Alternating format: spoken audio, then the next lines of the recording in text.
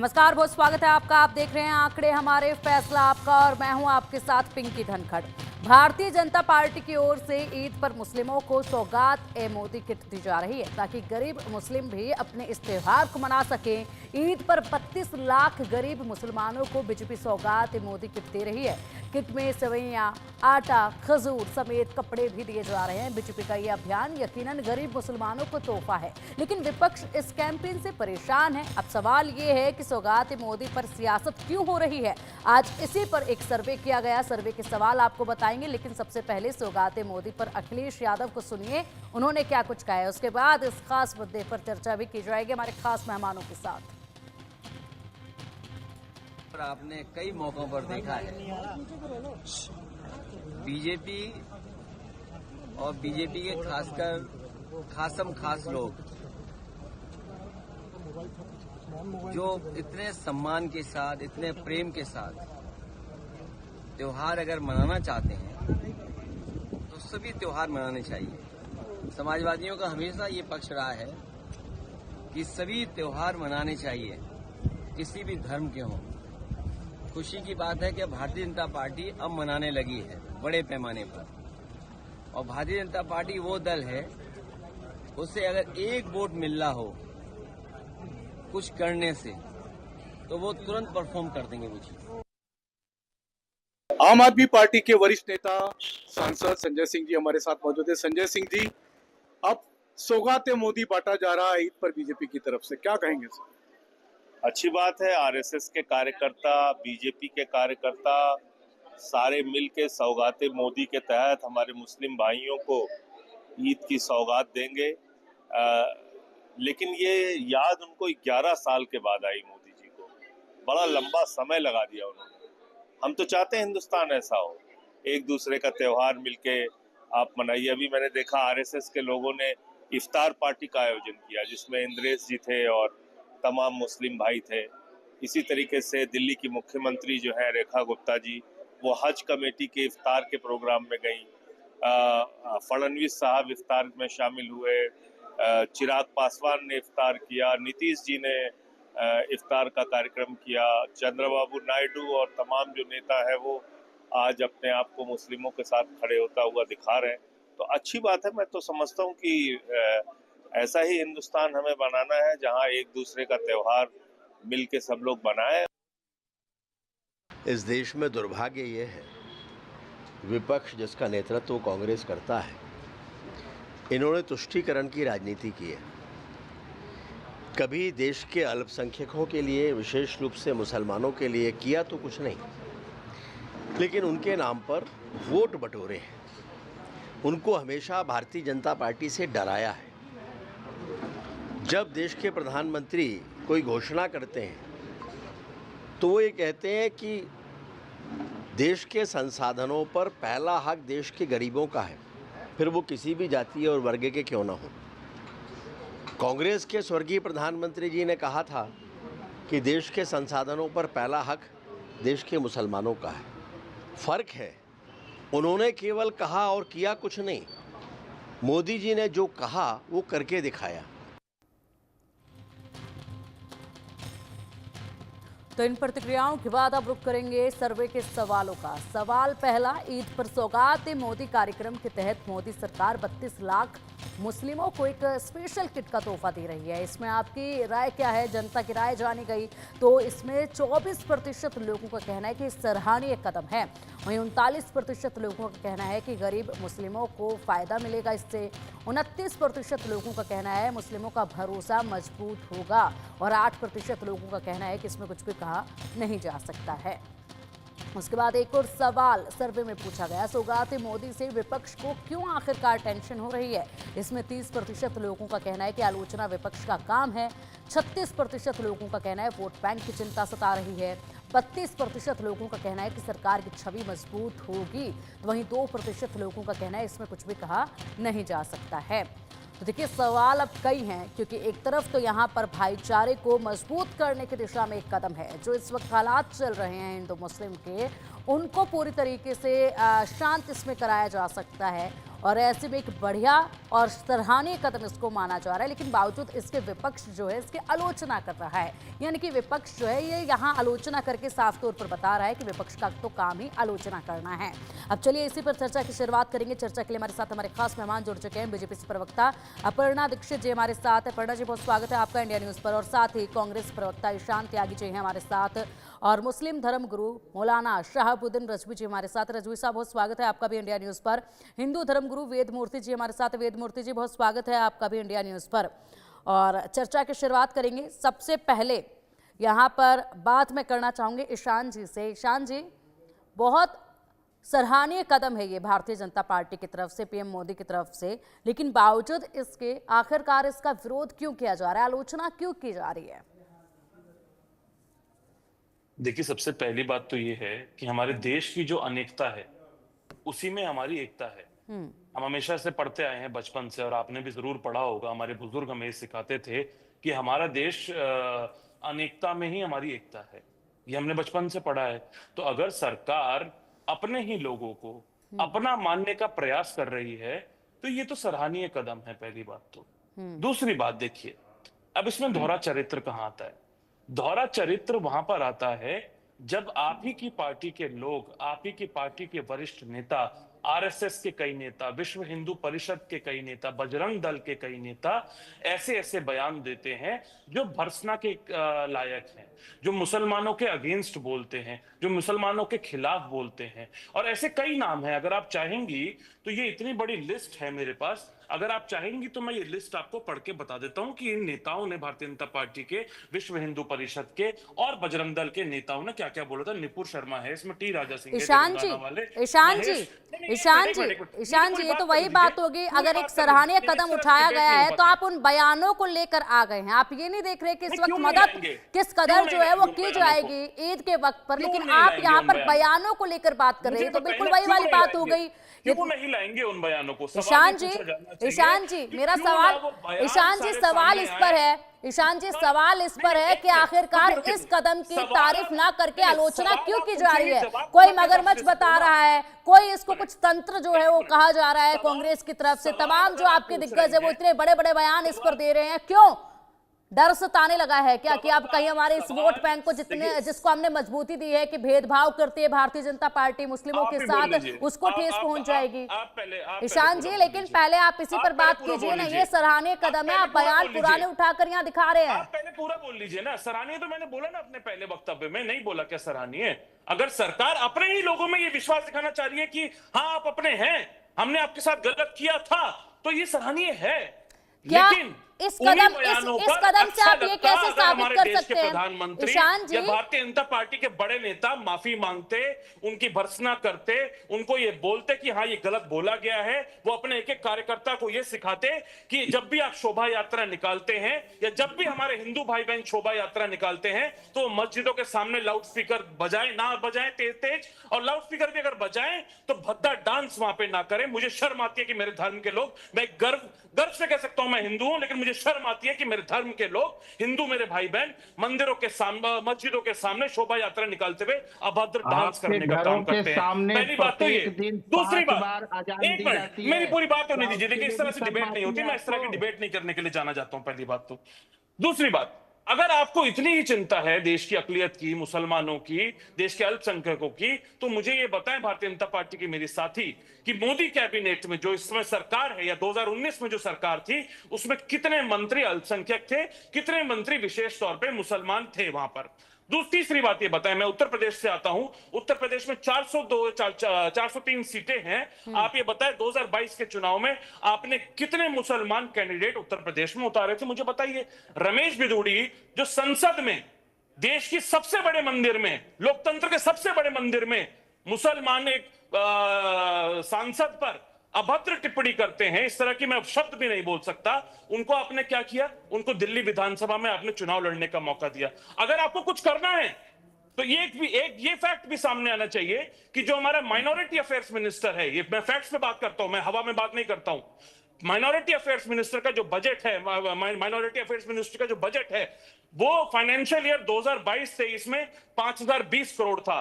उसको 38% कम कर दिया गया बजट में। 2023-24 के बजट में उसको 3097 करोड़ कर दिया गया, और उसके बाद उसी बजट को 24-25 के बजट में सिर्फ मात्र 2.7% इंक्रीज करके 3183 करोड़ कर ठीक दिया है गया। ईशान जी, अब सुनिएगा जरा, ईशान जी अब सुनिएगा जरा, पूरे आधे घंटे के डिबेट में केवल आपको सुनकर नहीं कर सकते हो ईशान जी, पूरे आधे घंटे का कार्यक्रम मैं केवल आपको सुनकर नहीं कर सकती हूँ। जिस तरीके से आप कह रहे हैं, जिस तरीके से आप यहाँ पर बयान और आंकड़े गिनवा रहे हैं, बयान और आंकड़े तो कांग्रेस के भी काफी निकाले जा सकते हैं, और आप सोचिएगा दोहरा चरित्र आपका यहाँ नजर आ रहा है फिलहाल। ठीक है, अब आपका जवाब अपर्णा दीक्षित जी देंगे। अपर्णा जी, अपर्णा जी दीजिए जवाब। जी जी, देखिए शुरू से ही सवालों के नरेंद्र मोदी जी का सवालों के जवाब दिलवाइए। ईशान जी आप सुनेंगे, ईशान जी आप सुनेंगे, ईशान जी आप सुनेंगे उन्हें। बार बार मुझे जिस तरह से इंटरप्ट किया है, आप यही ईशान जी पूरा आधा घंटा मैं शो का आपको नहीं दे सकती हूँ, मुझे दूसरों के पास भी जाना होगा, दूसरों को बोलने का मौका भी देना होगा, इस बात को समझिए आप। अपर्णा जी देखिए मैडम, शुरू से ही माननीय नरेंद्र मोदी जी का एक नारा रहा है सबका साथ सबका विकास। किसी भी जाति संप्रदाय को लेकर उन्होंने एक मत दिखाया है, और उनका यही रहा है कि हम सबका विकास करें। और ऐसा ही नहीं है, उन्होंने सबसे पहले अपनी सरकार में, इनके पास तो कांग्रेस वाले ये जो रट रट के बोल रहे हैं, मैं बता दूं, अगर अब अल्पसंख्यक कोई मंत्री बना है तो सबसे पहले मंत्रालय ही अल्पसंख्यक नहीं था, सबसे पहले बनाने का काम किसने किया? नरेंद्र मोदी सरकार ने किया। और आप कह रहे हैं कि ये जो सौगात मोदी किट दी जा रही है, ये इनकी पहली योजना नहीं है माननीय नरेंद्र मोदी जी की। सबके जो हमारे गरीब मजलूम मुसलमान हैं वो भी अच्छे से अपनी ईद मना सकें, उनको अच्छे से मनाने का अधिकार है, इस देश के रहने वाले नागरिक हैं वो भी, तो क्यों नहीं एक अच्छी पहल की जाए? और क्यों और ये पहल अभी से नहीं की जा रही है? मैं बता दूं, ऐसी कितनी योजनाएं हैं जो माननीय नरेंद्र मोदी जी लगातार चला रहे हैं।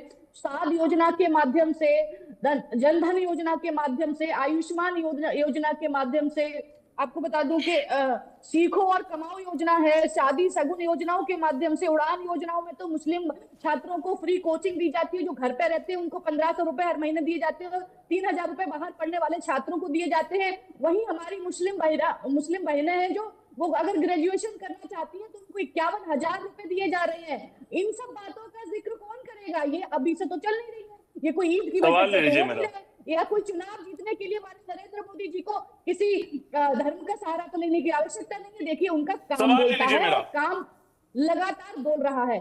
और आप जो आंकड़े गिना रहे हैं महोदय, मुझे सिर्फ इतना बताइए, ये जो अल्पसंख्यक मंत्रालय बना है, ये हमारी सरकार नहीं क्यों बना? सवाल ले लीजिए मेरा, सवाल ले लीजिए। ठीक है, आपने बोल लिया ना, सवाल ले लीजिए। हमारे नहीं, मैं चाहता तो मेरे ख्याल से ईशान जी आप दूसरों को तो अपनी बात सुनाना चाहते हैं, लेकिन दूसरों की बात आप सुनना क्यों नहीं चाहते हैं? शंकर जी ऐसा है ना, आपको जब मैंने ईशान जी उनको बोलने तो दीजिए। आपको उनसे सवाल पूछने चाहिए थे। जिस तरह से आपने मुझे इंटरप्ट किया, अपना धर्म निभाया, उस तरह से आप अपना धर्म निभाते तब जब वो दीक्षित जी अपने जवाब दे रही थी कि भाई विपक्ष ने सवाल आपसे पूछा था, आपने उसका जवाब नहीं दिया कि क्यों उसका बजट कम कर दिया गया।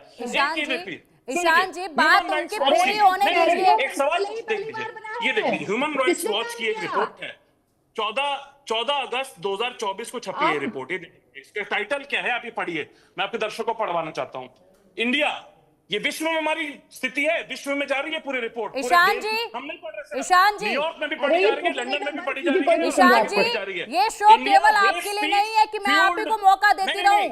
वेद मूर्ति जी के पास मैं जाना चाहूंगी। ठीक है ईशान जी, वेद मूर्ति जी के पास मैं जाना चाहूंगी। वेद मूर्ति जी, किस तरीके से आप प्रधानमंत्री मोदी की इस योजना, इस सौगात को देख रहे हैं मुस्लिम भाइयों के लिए, क्या कहेंगे इस पर? आप किस तरीके से इसको देखते हैं? कितना इसका फायदा मिलेगा? कितना भाईचारा जो है वो मजबूत होगा? पिंकी जी, बहुत ही सराहनीय कदम है। हिंद देश के हैं निवासी, सभी जन एक हैं, रंग रूप वेश भाषा चाहे अनेक हैं। अगर देखा जाए तो हम सब एक ही हैं और सब भारतवासी हैं। और श्रद्धेय मोदी जी के द्वारा जो ईद के मौके के ऊपर जो उन लोगों के लिए जो भी कुछ दिया गया है वो बहुत ही सराहनीय कदम है। बहुत बहुत साधुवाद उनको। और हमारी अपर्णा बहन तो अभी कितने सौगात गिना रही थी कि मुसलमानों को मोदी सरकार में ये मिला, सबका साथ सबका विकास सबका प्रयास। बहुत सुंदर बात है। और सत्यता में भी आप देख लीजिए पिंकी जी, अगर धरातल पर आप देखेंगे तो हमारे मोदी जी की जितनी सारी योजना है, सबसे ज्यादा लाभ अगर इस समय कोई उठा रहा है तो वह मुस्लिम समाज ही है। चाहे आप अस्पताल में चले जाएं, चाहे आप विद्यालय में चले जाएं, चाहे राशन की दुकान पर जहां फ्री बंटता है वहां सारे लाइन में आप गिन लेना, सबसे ज्यादा हमारे मुस्लिम भाई बहन ही मिलेंगे। लेकिन वोट कौन कर रहे कैसे? हैं? वोट कैसे हिंदू कर धर्मगुरु रहे जी? हैं जी। कैसे? 80 करोड़ जी मोदी जी खुद कहते हैं कि 80 करोड़ लोगों को हमने राशन बांटा। मान लीजिए जी। मोटा मोटा 20 करोड़ मुसलमान है पूरे देश में, अभी ईशान तो जी 80 आपने करोड़ में क्या से कहा आप 20 था? करोड़ माइनस कर मैंने आपसे दें तो प्रश्न 7 किया, करोड़ हो आपका जाता जो है। है, आपने 7 अभी करोड़ क्या इसका कहा था मतलब हिंदू ईशान है, जी? तो आप कैसे कह रहे हैं सुनिए, कि सबसे ज्यादा विचार करिए मुसलमान ले रहे हैं? मुझे ये बताइए एक बार। ईशान जी। कम से पहले कम पहले गणित, पहले कम पहले से कम मैं आपने चाहता हूं क्या कि हम कहा कि अपने हमें लोगों को शर्म आती गणित सही है से समझाएं। जब कोई हिंदू जो है मस्जिद पे जाकर के हनुमान चालीसा बजाता है? आपको उस समय शर्म नहीं आती है नहीं, जहां मैंने कहा सारे हिंदू डांस लोग करता रहते है, हैं मैंने कहा और डांस दिन भर करता में है। 5 बार मस्जिद नमाज के सामने कान जाके मेरा कोई फाड़ू भी हिंदू आवाज भाई में बहन डांस ला करता है इलाहा अभद्र तरीके इल्लल्लाह से, तो मुझे मुहम्मद शर्म रसूल आती है। अल्लाह बोलते हैं कि अल्लाह ही सिर्फ एक है, बाकी कोई है ही ईशान नहीं, जी, बड़े उस समय अफसोस की देखिए आपको इनका बात शर्म है। चरित्र आती है सामने कि आ नहीं? गया, ईशान जी, इनका उस चरित्र समय सामने आ आपको गया। शर्म देखिए आती है कि नहीं ईशान जी? ईशान आगे जी, आपने कहा चरित्र कि सामने, मुझे और दोनों भी शर्म चरित्र बहुत आती है, सामने आ सारी मैं गए। हिंदू देखिए हूं। ऐसी तो और भी आप बहुत हिंदू सारी होते ऐसी हुए आपको धार्मिक ये शर्म यात्राएं आती है कि नहीं? नवरात्रों के वक्त पर निकाली गई थी, उस वक्त जब पथराव हुआ था, जरा उसको भी याद कर लीजिएगा। मैं तो शायद कहता वो हूं दोनों आपके तरफ से आंकड़े गलत है। नहीं है, वो आपको याद मैं नहीं तो है। कहता हूं दोनों तरफ से गलत है। धार्मिक अभी जाहिल सबसे बड़े अभी जाहिल तक हैं, आप चाहे वो एक ही हिंदू तरफ का भाई नाम हो, लेके शर्म आ बोल चाहे रहे रही वो है। थे ईशान मुसलमान जी। हो, अभी तक आप चाहे वो एक ही एक तरफ बार का हिंदू हो। नाम मौलाना लेके बोल साहब रहे को नहीं नहीं थे। नहीं देखिए, नहीं, एक मिनट, एक बार चाहे वो मौलाना हिंदू साहब हो को या देखिए, मुसलमान हो, अभी अभी धार्मिक जाहिल सबसे बड़े जाहिल हैं। और पता अभी लग हमारे जाएगा धर्मगुरु जी कह आपको। रहे थे कि 80 करोड़, क्योंकि प्रधानमंत्री कहते हैं बड़े सरकारी अफसोस की आंकड़े बात कहते है हैं ईशान कि जी, 80 करोड़ लोग फ्री राजनीतिक राशन लेते रोटियां हैं। इतनी 20 करोड़ ज्यादा मुसलमान पसंद मान है लीजिए, तो कि 7 आपसी करोड़ भाईचारा कौन है तक ये बनने नहीं देना चाहते हैं। ईशान जी, चलिए मैं जहां ठीक है, रहता हूं, जहां आऊंगी मैं मैं जीता चर्चा हूं पर। ईशान, फिलहाल सर्वे के और भी कुछ सवाल सामने, उनका मैं रुक कर लेती हूँ। ईशान जी, बखूबी आपको सुनूंगी मैं। फिलहाल सभी को इंटरप्ट कर रही हूँ, ये मत मानिएगा कि मैं आप ही को इंटरप्ट कर रही हूँ। और सर्वे का तीसरा सवाल है, बीजेपी की इस घोषणा का असल मकसद सिर्फ चुनावी लाभ लेना है क्या? इसमें 44% लोगों का कहना है कि हाँ ऐसा ही है, और वहीं 54% लोगों का कहना है कि ऐसा नहीं है। 2% लोगों का कहना है कि इसमें कुछ भी कहा नहीं जा सकता है। इसके बाद एक और सवाल, विपक्ष बीजेपी सरकार पर मुस्लिम विरोधी होने का आरोप लगाता है, राय क्या है इसमें? 12% लोगों का कहना है कि मुस्लिम विरोधी है बीजेपी सरकार, और वहीं 40% लोगों का कहना है कि मुस्लिम विरोध के आरोप झूठे हैं। 39% लोगों का कहना है सबका साथ सबका विश्वास एजेंडा है, और 9% लोगों का कहना है कि इसमें कुछ भी कहा नहीं जा सकता है। चर्चा की शुरुआत करेंगे मौलाना शहाबुद्दीन रजवी जी। सर, आपके पास आना चाहूंगी। इस सौगात को, सौगात मोदी, कैसे देखते हैं? कितना लाभ मिलेगा? कैसा कदम इसको मानते हैं बीजेपी की तरफ से? देखिए, प्रधानमंत्री नरेंद्र मोदी जी ने जो सौगात मोदी के नाम से ईद के मौके पर ये एक मुसलमानों को तोहफा के तौर पर सेवाई, मिठाई, खजूर, इत्र, कपड़े जो दिए देने का एक तोहफे का ऐलान किया है, और शायद बंटना भी शुरू हो गया है, तो ये इसका हम इस्तकबाल करते हैं और ये सराहनीय कदम है। और इससे हिंदू मुसलमानों के दरमियान भाईचारे को और मजबूती मिलेगी, यकजहती, कौमी यकजहती को और परवान चढ़ेगा। और देखिए, मोदी जी का जो नज़रिया है, जहाँ तक मैंने उनको समझा है, ख़ुद मुझसे भी उन्होंने बात की, मैंने इस सिलसिले में कई बार मैंने उनसे पूछा भी था, तो निचले स्तर पर जो लोग जो मुसलमानों के ख़िलाफ़ बयानबाजी करते हैं, तो इस सिलसिले में मैंने उनसे जानने की कोशिश की थी, तो मुझसे उन्होंने बताया और कहा कि मैं इन तमाम चीज़ों को यकीन नहीं रखता हूँ।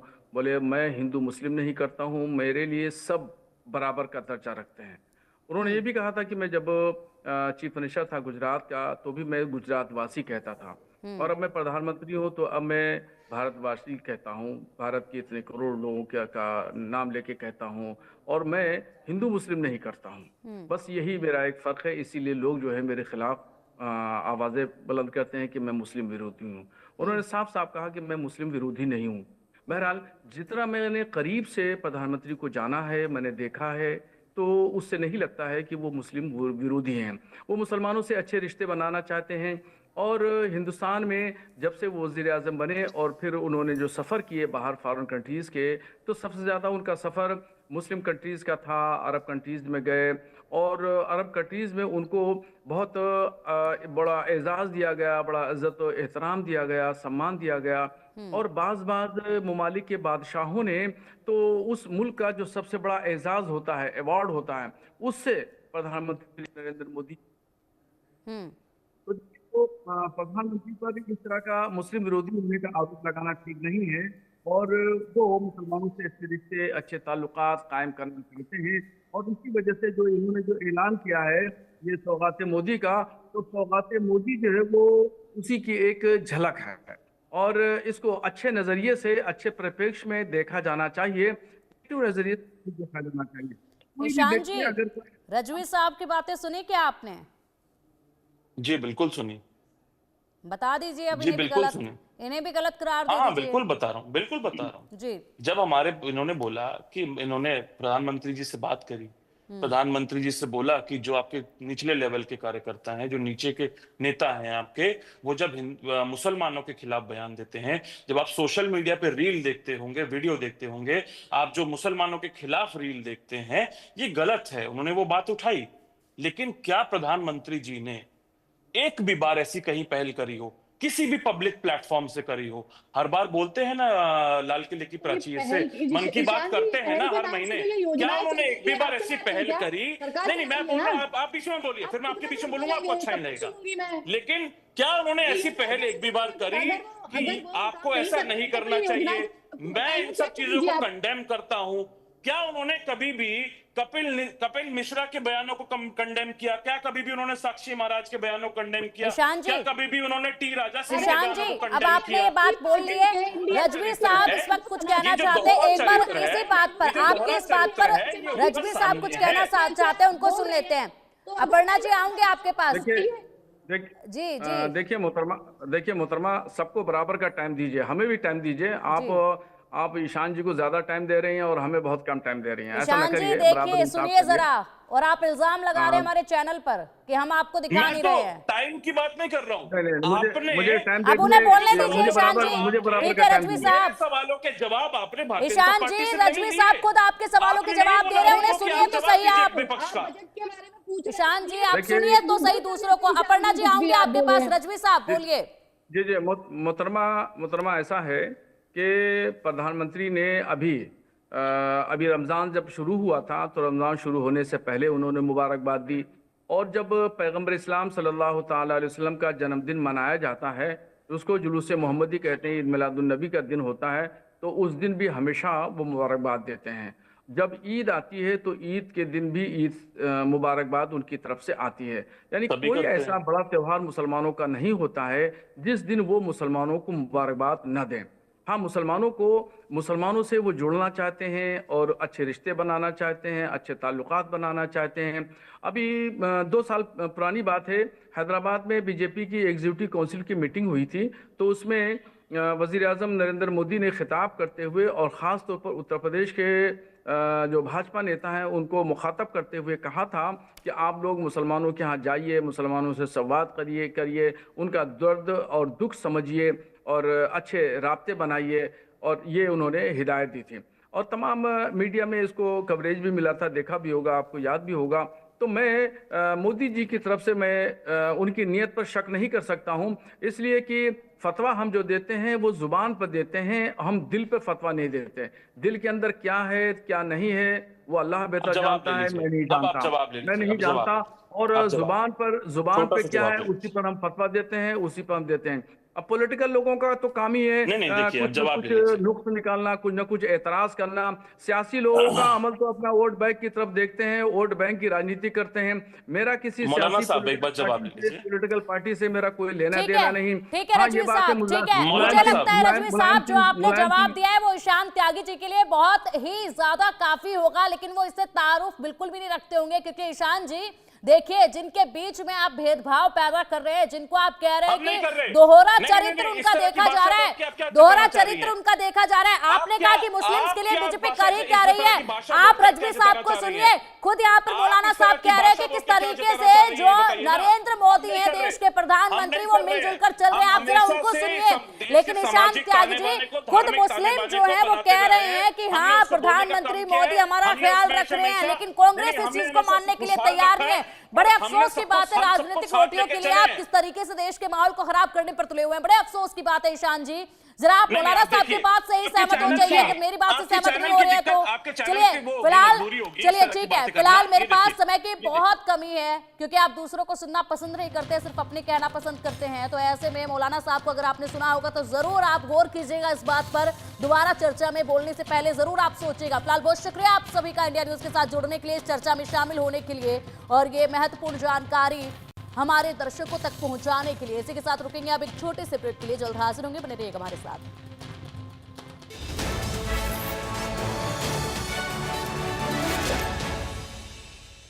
यशस्वी प्रधानमंत्री श्री नरेंद्र मोदी के मार्गदर्शन